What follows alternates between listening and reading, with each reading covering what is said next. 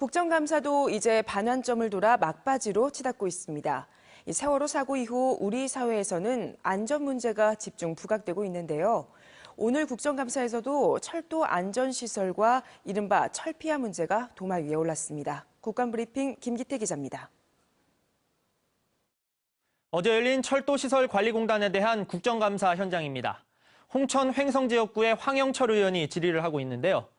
황 의원은 철도 터널 내 사고가 우려되고 있지만 방제 설비 등 초기 대응 체계가 제대로 갖춰져 있지 않다고 지적했습니다. 실제로 철도 터널 가운데 소화기조차 없는 곳이 전체의 59.4%, 연결 송수관은 80%가 없었습니다. 방제 군안 지역은 56.8%, 대피로는 40.6%가 설치되어 있지 않았습니다. 이 정도면 상황이 꽤 심각하죠. 터널은 보통 길을 내기 어려운 곳에 설치되는 경우가 많아서 긴급 상황에도 접근하기가 쉽지 않은데요.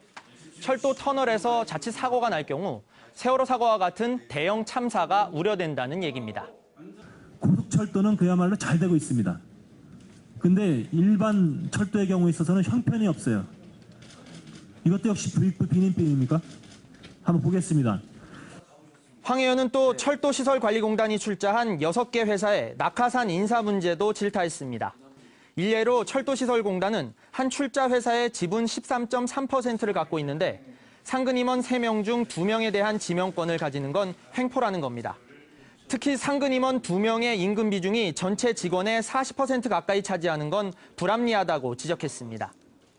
이 임원, 추천된 임원의 대부분이 직급 상한제로 퇴직한 사람들이에요.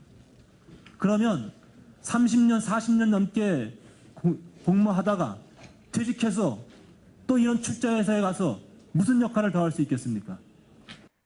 이강우 의원은 광해 방지 사업이 제대로 이뤄지지 않으면서 폐광 주변의 하천과 땅이 오염되고 있다고 꼬집었습니다. 특히 강원도의 경우 822곳의 폐광이 남아있다며 광해 방지 사업을 서둘러 줄 것을 요구했습니다. 한편 산업통상자원위원회 감사에서는 강원랜드가 2년 전 태백 오투 리조트에 150억 원을 지원한 것과 관련해 이를 묵인하고 방조한 산업부의 직무유기 책임론도 부각됐습니다. 지원 뉴스 김기태입니다.